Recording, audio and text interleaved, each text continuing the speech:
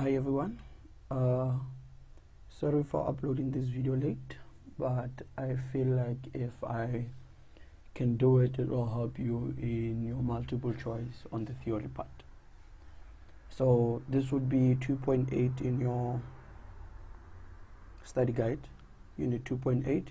It talks about equivalent system, but the most simplified ones.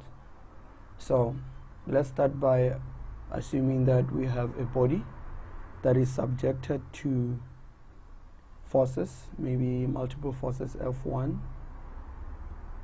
F2, and maybe a moment. Right.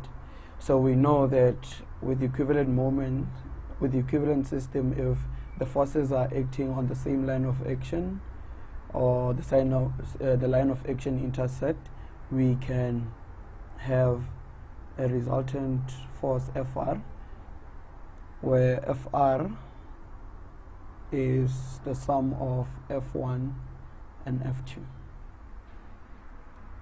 So, and our moment M there. So, but having this system doesn't have, we have the simplest system ever. So what we'll do is that we're going to simplify it to the simplest form, like get the simplest system ever. So what we start with is that, let's say we'll have two possible ways. So we'll have the case where that moment M being perpendicular to the resultant force. So that's the first case, and the second case will be where M is, where the moment is not perpendicular to the resultant force. So those are the two cases. So let's do it this way. So we're going to start discussing the first case, where the second case follows from the first case. So when we say M is perpendicular to Fr, what we mean is that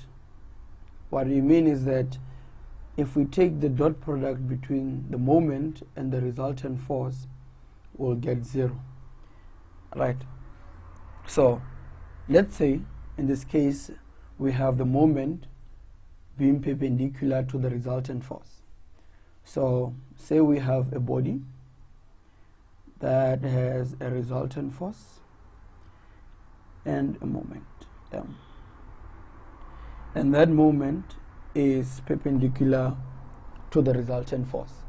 So what we do is that, say we have a point A, and we choose a line passing through point A, and on that line we have an arbitrary point, let's call it P. So on that point, what we'll do is that we want to find the simplest system we can. So what we do, the first thing that we do is that we're going to move Fr to, let's do it on the same figure. So what we do is that we're going to move Fr, now I'm going to use the red color, to point P. But we know that by moving Fr to point P, what we're going to do is that we'll have a couple moment. We have to compensate for the fact that we moved it from A to point B. So by moving that, we're going to have a couple moment. Let's call it MP. And let's call that MP AP cross FR. Right? And when we do the cross product, what we notice is that MP is perpendicular to both AP and FR. Right? So meaning that now we have two things that are perpendicular to Fr, which is the moment M that we started with and the couple moment MP. Right? So the two moments are perpendicular to Fr. And because we will be doing equilibrium, we can say sum of the moment about the perpendicular axis must be 0, right? Meaning m plus mp must give us 0. Therefore, because it's equilibrium, you know that m will be the negative of mp, or mp will be the negative of m. So by that we can see that m and mp will cancel each other due to equilibrium. Therefore, we'll be left now with just a system with just Fr at point P. Right. So what you can notice is that you remember that a moment is a free vector while a force is not a free vector, meaning that if it's a free vector, say we'll have that mp acting somewhere there, right? Or maybe let me use a different color. Say we'll have that mp acting somewhere there, meaning it's a free vector. I can either move m to somewhere there, since it's a free vector, and we have established that m and mp are both perpendicular to Fr, so we took the moment, some of the moment about the perpendicular axis to Fr, right? And we have realized that the two moments are actually the same in the opposite, like they're actually opposing each other, and due to equilibrium they cancel each other. So we have seen that if we have, let's recap actually.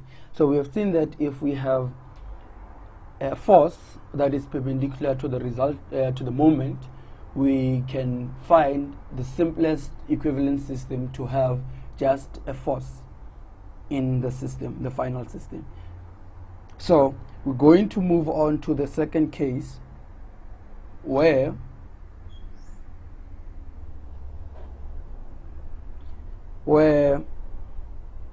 m is not perpendicular to Fr, meaning the dot product between m and Fr is not 0, but something else. And that also means that the angle between, of course, the angle between the moment and the force is not 90, right?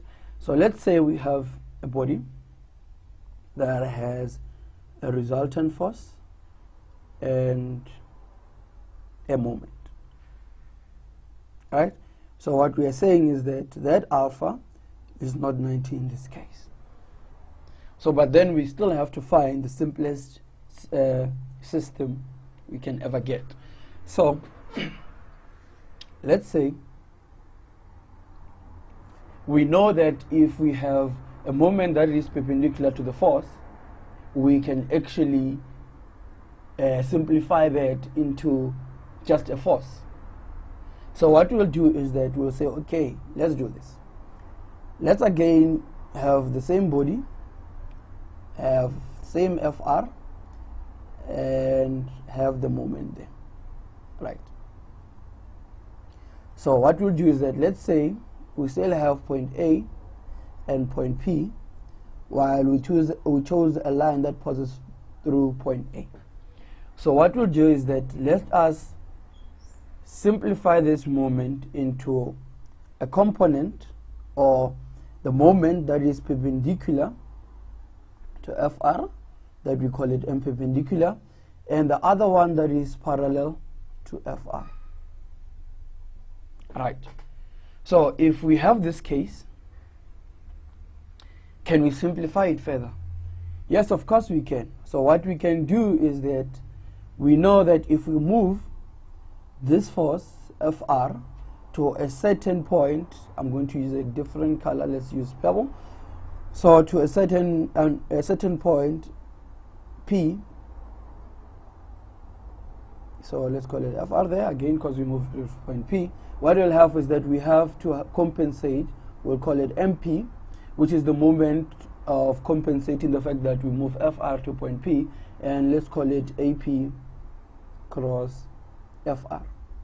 Again, what we note is that MP is both perpendicular to AP and Fr, and then we can say now we have that moment, let's call it MP, acting somewhere there, and if we take some of the moment about the perpendicular axis,